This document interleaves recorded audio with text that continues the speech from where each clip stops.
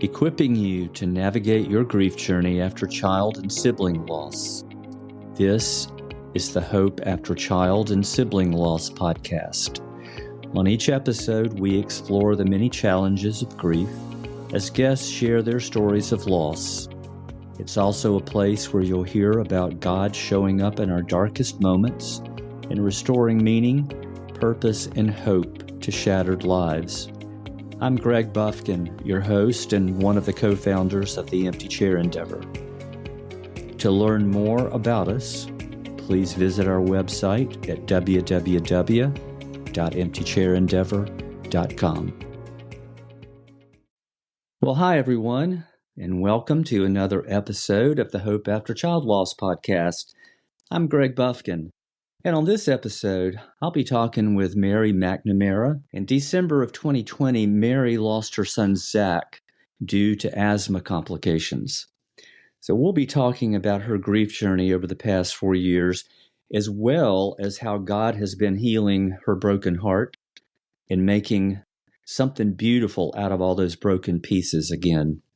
And now, here's my conversation with Mary. Well, Mary, welcome to our podcast today. It is so good to have you, my guest, a couple of minutes at the outset of our conversation, just to share a little bit of anything personal that you would like to share, about your family, about work, about where you live, any of those things. And then we'll just kind of dive into your story. Thank you so much for having me, Greg. So I live in Northwest Indiana, in Osceola, Indiana, which is really close to South Bend, with my husband. And we have 5 children in a blended marriage. And I have a daughter, Brittany, and a son, Zachary, who's in heaven. And my husband has a daughter and 2 sons. And Zach was born in January of 94. And he was my second child, and he was born 21 months after my daughter Brittany was born. And he was a smiley, sweet, kind, patient, sensitive, silly, and very loving child. Oh, and sounds adult. like somebody I would love to meet. Aw, thank you. He was little. He loved playing with Matchbox cars. And then when he got older, like middle school age, he loved skateboarding and rollerblading, and he loved to take bicycles apart. Mary, and then I'm amazed as I listen to you talk about Zack and the things that he loved to do. Our boys could have been fast friends because all those things that you were talking about are things that our son Ryan loved. And some of those descriptions that you gave of Zack, so many of those describe Ryan as well. I think that is just amazing. I love that. Yeah, I like it. I can see it's written all over your face. What a proud mom you are. I certainly am. He was a talented guitar player. He played acoustic and the electric guitar. And then when he was an adult, he loved to play Frisbee golf. He taught my daughter Brittany and I how to play. That's something that we Frisbee golf? enjoy doing together. I have never played that before. It sounds like it might be more fun than traditional golf. It is. It's less frustrating too because it's not as hard. So it's way more low key and relaxing. Mary, I know that there are a multitude of them. But why don't you share one of your favorite stories about Zack with everybody? My favorite story about Zack is, and I wasn't present with him, but he was playing Frisbee golf once with one of his friends, and Zack made it at the top of a hill before his friend did. And then when his friend got up to the top of the hill, Zack was sitting in the Frisbee golf basket. And I'm so glad that his friend took a picture of Zack sitting in that basket.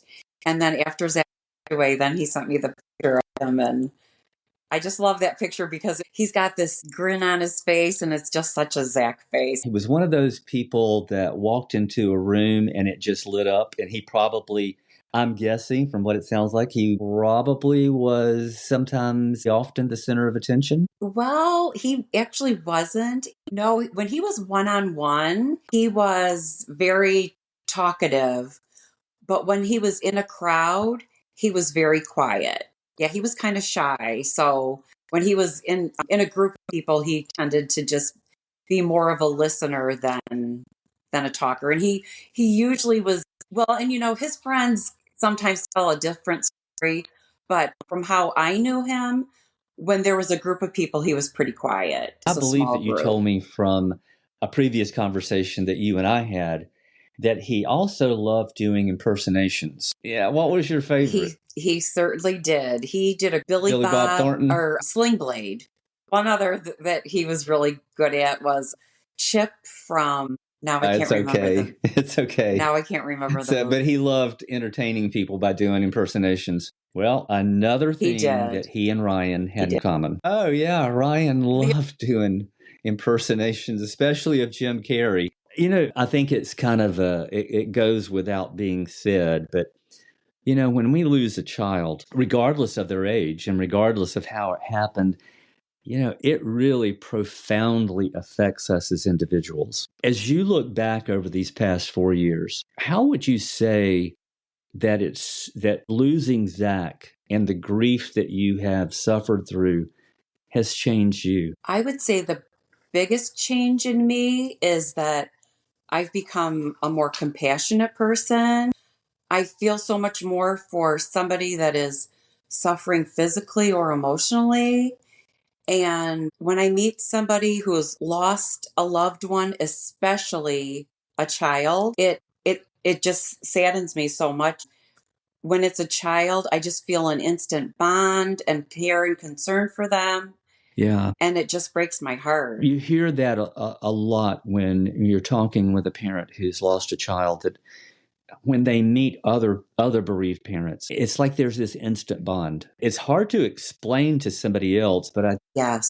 think it probably has something to do with, when people have a shared trauma in their life. We hear it a lot from men and women who were in combat with others who were in close proximity that they were in a firefight with, or they were in a campaign where you really were close together. You experienced a lot of serious trauma and death together. Sometimes it creates lifelong bonds. So I think maybe that has something to do with it. I don't know. What do you think? I think so, because so many of the feelings that we have are the same feelings that another bereaved parent has. And no one really understands how we feel as much as other bereaved parents do. I feel like we've all suffered some type of a level of PTSD. And so maybe that's why, just because if we just meet somebody, even if they know us, I mean, actually, if we meet somebody and we described our feelings, I don't think they'd be able to really realize truly how we feel just by our words. And even the people that know us very well don't really understand how we feel, because you can't even imagine what it's like. Sometimes it's frustrating because after we suffer that loss, we don't want people to forget our child. It becomes part of our identity, and you want people to understand what you're going through, but in another sense, we wouldn't want them to understand what we're going through because it means you have to have experienced it. So, it's kind of a fine line to walk, and we have to be, what I've learned, and I'm sure you're still learning too, is that, we have to give a lot of grace to other people, because sometimes they will say things intending to help, wanting to help us feel better. And it actually ends up backfiring. And sometimes it can make us actually feel worse. So we have to give a lot of grace. I Yes, we like do. that. Grace Grace and and space. space. That's good. I didn't make that up. I can't remember where I heard, but also I mean, some people feel differently about this, but for me, I would rather have somebody say something that's the wrong thing to say, just as long as they weren't being hurtful towards me, because I'd rather have someone, at least communicating with me about my grief or my loss, instead of avoiding me or ignoring me, or not even bringing up my feelings at all. So I have really had to use a lot of grace because I don't even like to let people know when they've hurt my feelings, because then I don't want them to not talk to me anymore, or to feel like to have Yeah. them feel like they're walking on Yeah, eggshells. absolutely. And I concur with you. It would be better to err on the side of sometimes just showing up. And if you don't know what to say, just offer the gift of your presence, and even silence is absolutely fine sometimes. If you don't know what to say, just it's okay not to say anything. And if we want to talk, we'll talk. But if we don't, just don't take it personally if you're that other person, because it's not about you. It's not, we're upset with you because you came. Most of us are absolutely thankful and thrilled that you cared enough to show up. We're not a project that you need to try to fix. There aren't any words that are really going to help that much. And honestly, I don't know about you, Mary, but those first few weeks, chances are you're not going to remember much of what anybody said anyway. Definitely. I don't really even remember much of my very first year. When we have people that come to us and are just silent, but just being there, either listening to us or just sitting beside us, I think that seems to be the most helpful. We just need to have them to feel like they are thinking of us, that they love us, that they care for us, and just being present with us. And I've often told other people that even if they go to somebody, that they should never give them try to give them advice, or even talk about Bible verses in the beginning, because that person, if they're a newly bereaved person, Right. they don't want to hear that type of thing. They can't comprehend that. And I think that's going to turn them off more than just you being there. We know that the support that you're referring to often comes in a variety of forms. I don't know about in Indiana, but in the South, anytime something like that happens, Southerners show up with food, comfort food, and lots of it. Sometimes there's no room to keep all that you couldn't eat. And there's other forms too. I just want to ask you, from your own personal experience, what was the kind of support that really meant the most to you, that helped you the most? I think the people, okay, so my son passed away Right. December of 2020. It was, kind of thick Yeah, into the yeah, that's COVID right. time. Yeah. And we here in Northwest Indiana weren't doing a whole lot. Most of the businesses were closed, the schools were closed. Oh, wait a Okay. minute. I think the schools were open back up again by A lot then. of things were closed for But, sure.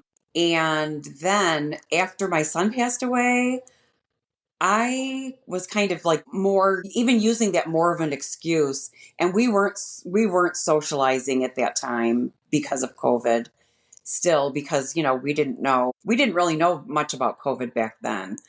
But I think the things that helped me the most was the podcasts, listening to the podcasts, because I started listening to those early on. I don't have a lot of family except for my family in this area, but I did have friends that stopped over, which was very nice. And I really appreciated that. I appreciated Zach's friends reaching out to me and wanting to meet me over at the cemetery to talk about him, which was really nice. I ended up I shouldn't say having to, I got to. I was blessed to be able to write 150 thank yous to people that shown me so many different, it was from meals or gifts that they had sent in the mail or brought, or gift cards. It was amazing how many people, not only my friends and acquaintances, but some that were total strangers. And it was so beautiful how those people thought of me not only at that time, but throughout the first year and still to this day. And it's just amazing how Jesus works through Indeed. people and Yeah. And it does mean passion. so much. You were talking about how so many of Zach's friends reached out to you. I can remember that happening with Kathy and me after we lost Ryan. And Boy, I'll tell you, those friends have no idea how much that meant because we felt like that was another piece of Ryan because he was friends with these people and they loved him enough that they cared about us and reached out to us. And it just thrilled our hearts to see that kind of love and compassion towards him and then towards us. Yes, yes. And it amazed me how some of these kids in their late 20s and early 30s just fell apart over at the cemetery when I met up with them. And how, it was, I don't know, it just to see a grown young man cry like that. It was, I mean, I felt so bad for them, but then also it made me feel so good inside knowing that someone loved my son Yeah, that deeply. It was just amazing. And these kids showed up at the cemetery for his first birthday a month after Zach's death because he turned 27 the following, well, January 27th. And then there were like 15 of them there. And my daughter and I both went and joined all of them that night. And it was so nice because they told so many Zach stories my daughter and I never heard, even though she hung around some of the same kids that Zach was friends with. It was fun, to listen to all the things that they had to talk about. It was really it was really fun, and also it made me so much more proud because they all talked about how he was their cheerleader kind of, yeah, he always wanted the best for his and he was proud of them too. And I love it because I kind of feel like those friends of theirs of our boys, their friends that they chose as their fam. Their friends are, how does the saying go? It's their friends right. are the family that they chose. And maybe sometimes they become closer I than think family. that's how it goes. Yeah. Yes, I Yeah. agree. And isn't it cool to hear stuff like that, that you've never heard before? And it's, when you heard those things about Zach that his friend shared, it gave you some joy right there in the middle of your grief. I'm guessing you were able, from your response, you were able to laugh for a few minutes and just think of all the incredible things about Zach's life because you're so overwhelmed with their death and the sadness of it all for so long. It's such a relief when you can actually laugh again. And it's something that you can laugh about regarding your child and probably something you would laugh about in his presence and that probably he would have laughed about. Exactly. And I think God allows us numbness to gradually, Oh, yeah. I mean, in the beginning, it's awful, but I think God numbs our pain and, from time to time allows us not to feel the pain on a continuous basis. Just, I don't know, I think it's the shock, but I think God allows us to have that shock so that we can not have to be down in that valley the whole time. That's really, I mean, that joy that we're feeling, Absolutely. that's given to us by God. And all of those people that loved our boys, when they're helping us through that, God is in them, allowing their love to come Yeah, to I shine through agree. them to us. What are some of the things or what's something I mean that's one thing that you just shared, but sometimes when we go through something so just unspeakable. I don't know of a better word to describe losing a child. If we have a relationship with God already, when we go through things like that, if we lean into Him instead of running away, and because sometimes let's face it, when things like that happen, we get angry with God because, we think either, how could you let this happen? Why did you cause this to happen? And, the questions just go on and on and on. But when we realize, that it broke God's heart too when Zach died. And God was right there with you guys in the middle of all of that. And I'm guessing that you probably knew so many things about him through your relationship with him for years, Mary. Is there anything that you learned about God over these past 4 years that you didn't know before losing Zach? Yes. I have always believed that God is a source of comfort, love, and peace. But since Zach's passing, I have not only believed that, but I've also physically felt God's comfort, love, and peace 3 days after Zach passed away. So it was December 28th of 2020.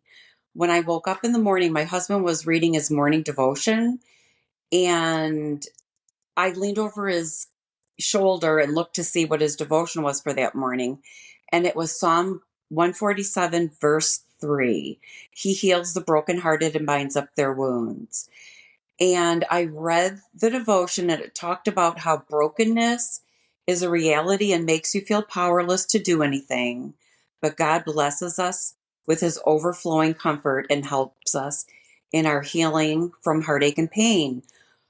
So when I read that, I felt like it was written for me. And then my husband realized the effect it had on me. So he suggested that I listen to Barn 45, which was a morning Bible study that I had listened to every morning, Monday through Friday on Facebook Live, and it's also on YouTube. So I watched it that morning, and the specific Bible study that they had on that morning was Psalm 23, The Lord is my shepherd. They talked about how a shepherd is a guardian and protector, all that the sheep need. A shepherd gives the sheep rest and he leads the sheep, just like God is our guardian and protector. All that we need, give us rest, and he leads us. Again, I felt like this hour-long Bible study was created just for me. They talked about how you may have never been this in this level of alone before, but Jesus is our shepherd and will guide us no matter what horrible circumstances you're going through right now, and that Jesus with his staff can help to pull us out of that deep dark pit. And I felt God's peace, presence, and love. It was amazing. I That was the first time in my life I had ever felt that. And then I knew that God was going to be able to get me through this. And I might not ever continuously feel his presence, love, and peace, but at least I knew that it was possible.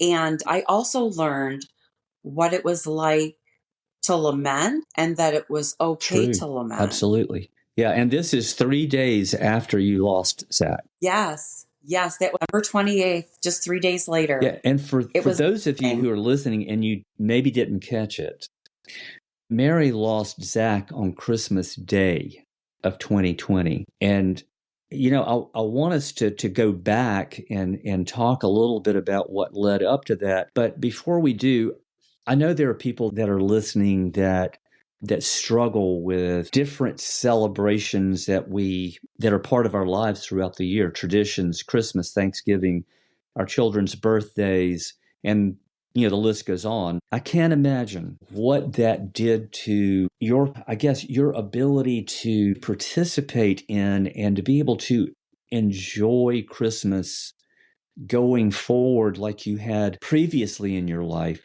How have you guys handled that? I mean, how have you navigated all of that? well, the very first year, I couldn't listen to Christmas music at all. Well, actually, I think it was for the first 3 years. And if I was in a store, I had to leave if there was any Christmas music on.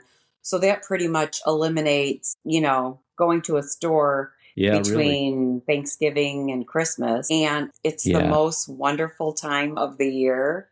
I still do not like that song. Yeah, it was really difficult. The very first year, I had zero desire to put up our tree Yeah, sure. and or any of our decorations. But since we have, four other children, and then we had one grandchild, we now have four.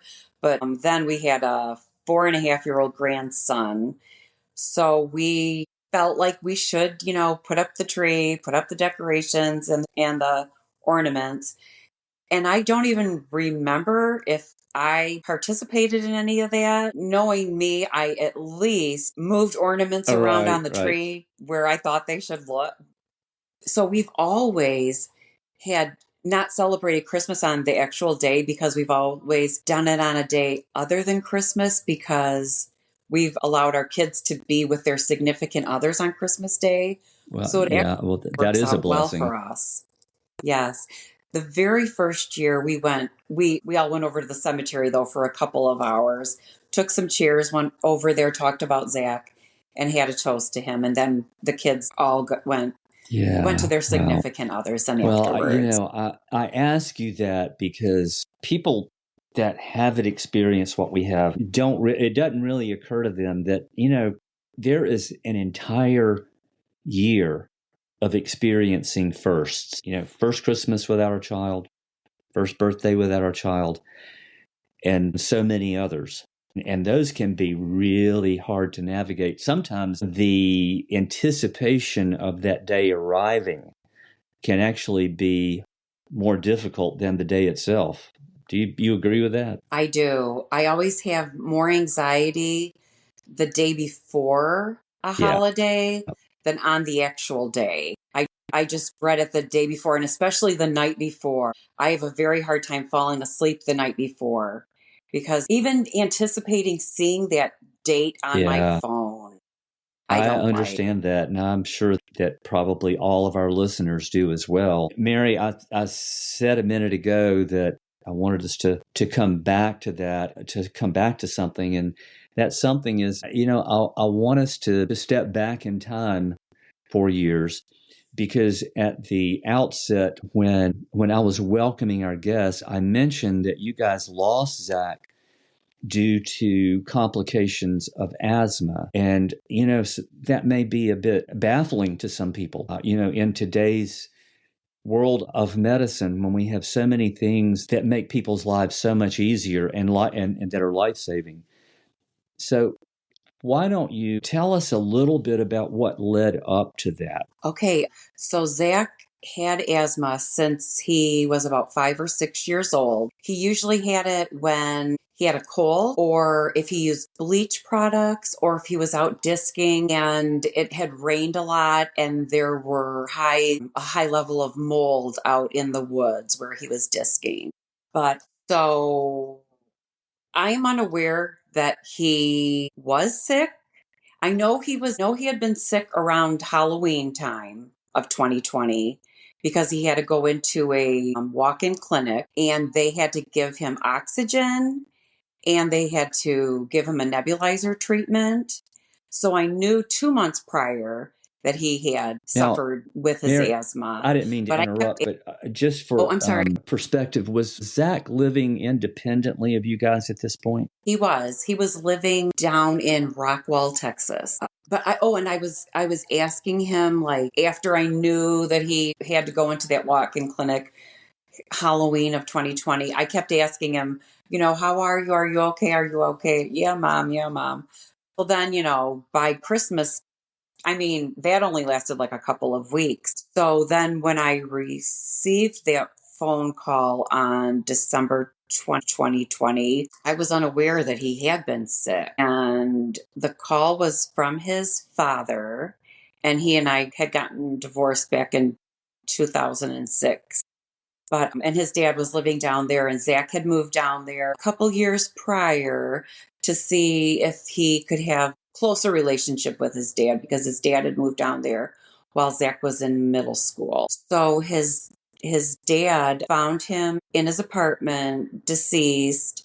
Zach was sitting in a sitting position on his couch, and when someone is suffering from asthma symptoms, if they are either standing or sitting or even elevated, like laying down elevated, it helps to keep their airways opened because when they're lying flat, it sometimes causes fluids to pool in their airways, which makes their breathing more difficult. And also, asthma causes inflammation and it constricts airways, which also makes it difficult for the air to flow Right. in and out of their lungs. And then that leads to an inadequate amount of oxygen that reaches their bloodstream. So then they have a lower blood oxygen level.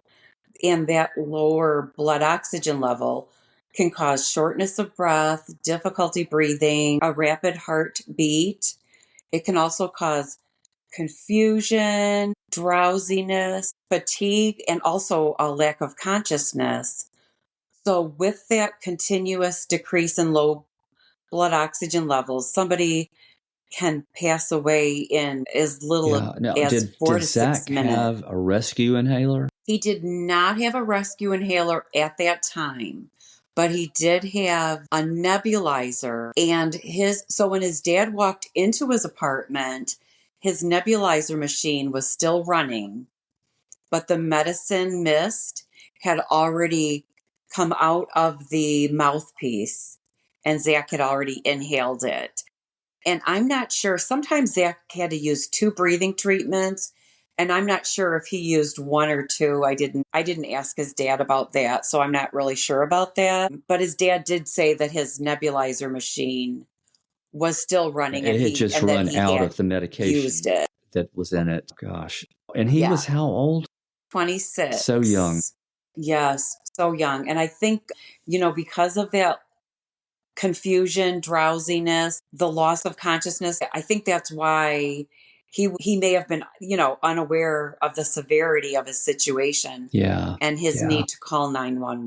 Wow. Yeah, Mary, we've talked a lot about how grief impacted you, and we've talked a little of what that grief journey is like. But I know that there are other moms, maybe dads listening today too, that are earlier in their grief journey, like you were 4 years ago, 3 years ago. And they may be wondering, is this what life is going to be like going forward? Is this the best that I can expect? Am I always going to be struggling with such difficulty with my emotions and with grief brain and just feeling so alone and isolated? Let's talk about what that grief journey is like now in 2025 and some things that you've done that have helped get you to the place where you are now. I know that from our conversations previously and today, that I know that you would point to your relationship with the Lord as being your foundation for that healing process. Is there anything else that you would share to offer some hope and encouragement to those that are listening? Yes, I have gotten so much help through being in bereaved parent support groups, also listening to worship music, participating in ongoing Bible book studies. I belong to a virtual mother support group through Starlight Ministries out of Grand Rapids, Michigan, which we meet once a week, and I don't know what I would do. Is that Marcy Larson's part of her ministry? It is Marcy's. And also, she does the Always Yes. Andy's Mom podcast. Yeah, Losing a Child, actually, Andy's Mom. both Marcy and her husband Eric were guests on our podcast back, I don't know, a year and a half or so ago. Yes, yes. And, when I listened to your podcast and I heard Marcy and Peter, is it? Yes. Oh, Peter's her other son. When I listened to them and she talked about Starlight Ministries, I wrote that down and then I listened to the remaining podcast with her. And then the next Wow. day I How about emailed that? Starlight Ministries 2024, which I actually listened to it, but you had recorded it. That's Recorded it right. maybe Yeah. in 23. Yeah, he has Marcy's a amazing. great podcast. I would encourage anybody who would like to check out that podcast to do so because, Marcy and her husband experienced the loss of a young child, and she and her husband both are physicians. So it's a great podcast, another great source of hope and encouragement. Yes, yes, yours and hers. And while we're waiting, got me through every night for 3 years. I listened to those. And I mean, those aren't for everybody. I know some people, especially early in grief, have a difficult time. But for me and for a lot of people that I know, they're so comforting. By listening to those people that you interview, we can realize that how we can recover, we can get through this, we can survive it. There is hope that we can get through the worst The Yeah, worst time. absolutely. And I want to touch on this, and I hope you'll display your good sense of humor. When I initially contacted you about sharing your story, you were hesitant, and I understand that because that was probably almost a year ago. And I get that. I probably couldn't have done it at that stage of grief, of our grief journey. It wasn't, I don't know, maybe several months later when you discovered Marcy's podcast, you got an invitation from her, and you just, I remember you felt so inadequate. You shared that with me, that you felt inadequate about sharing your story. You worried about a lot of different things, but you prayed about it. And I'm so proud of you, as I know that Marcy is too, that you allowed God to use your pain and the difficulty and the challenge of being willing to open up to, in a public arena, as it were, on a podcast, to people that you didn't know. And you stepped out in faith, and you displayed a lot of courage, and you shared your story. And I listened to that podcast that you did with Marcy. I would have never, ever thought that you felt any anxiety or nervousness about sharing your story. And I say that to encourage other people, because here you are doing it again. And I think it's so important because, as you said a minute ago, I think we connect at a heart level when we share, when people hear a story, they're hearing that another parent who's been through what I've been through is actually talking about it. You connect at a level that you couldn't connect with information about grief or information about loss and how you survive all of that.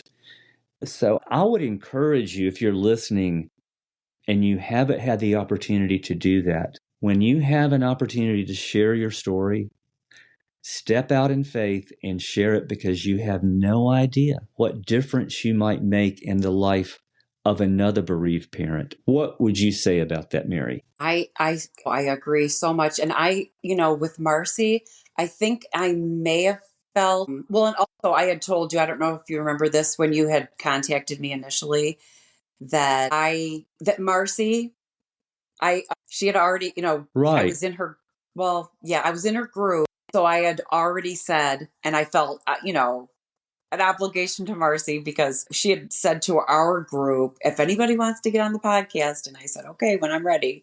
But yes, I felt like if I reach even one person and help one person out there with anything that I have to say, it's worth it. And there might be somebody out there that doesn't know about, the Starlight Ministries, or While We're Yes. Waiting. Yes, that is Jill and Brad Sullivan. Yep. It is a great podcast, great Yeah, resource. yes. And they have retreats, and they have a Facebook group, and Our Hearts Are Home with Gary and Laura House. They also have a podcast now. They just started it Okay. about 15 months ago, I think. And they have a ministry with book studies and conferences twice a year.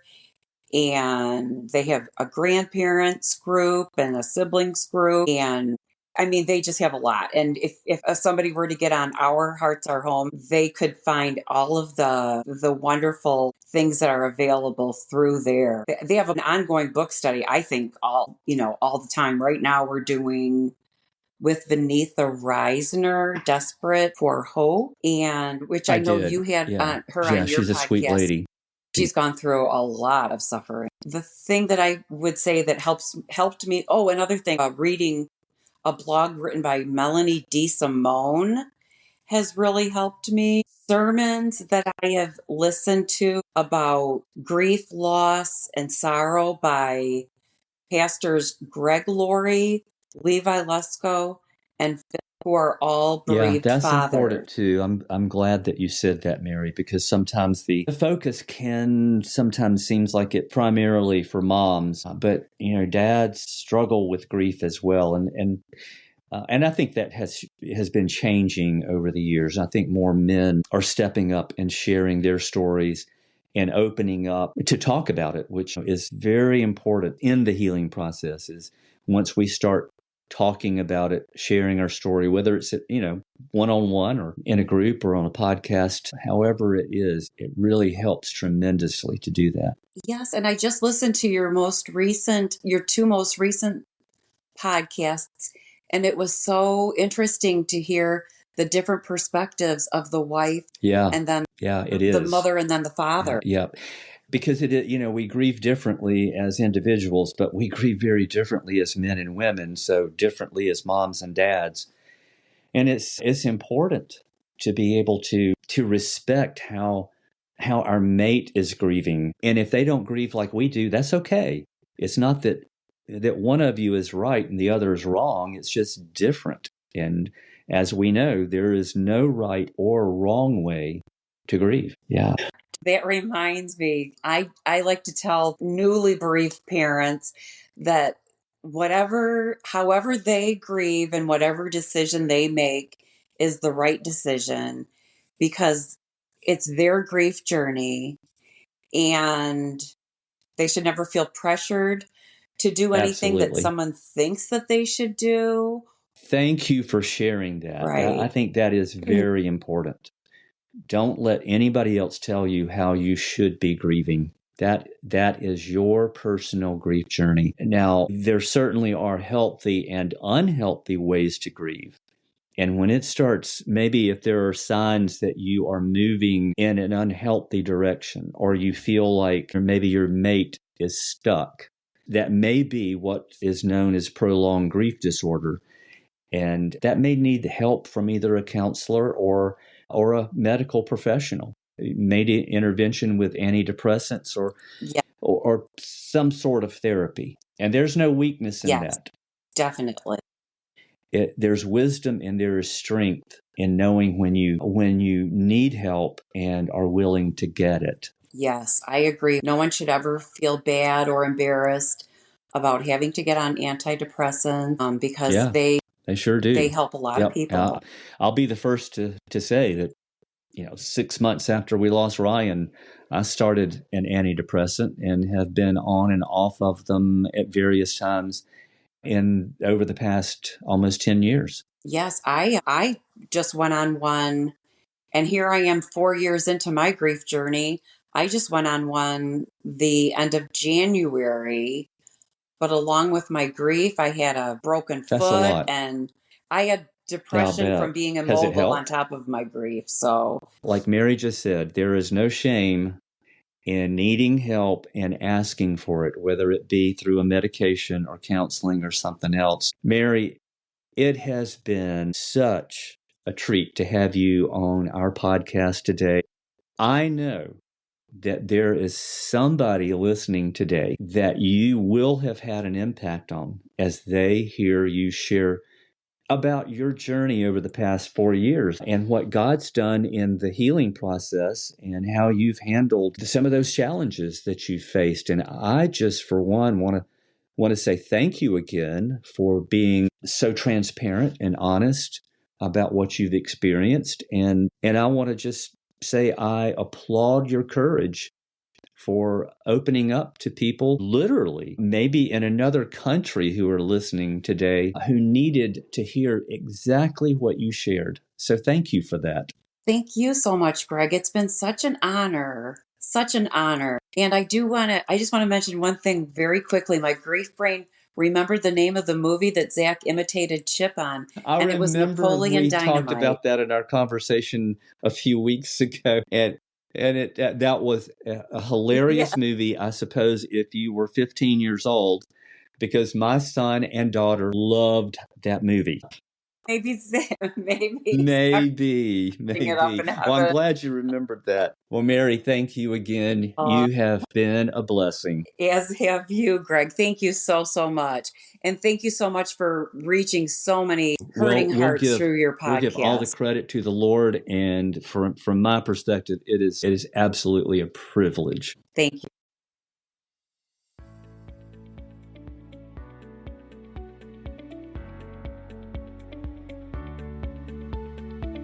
Well, thank you for joining us today. If you would like to offer your thoughts on today's episode, simply click the link under the episode summary. And if you're interested in sharing your story on a future episode, email us using the provided link. Join us again in 2 weeks to hear another story of how God meets us in our pain, creates something beautiful from the broken pieces, and restores meaning, purpose, and hope.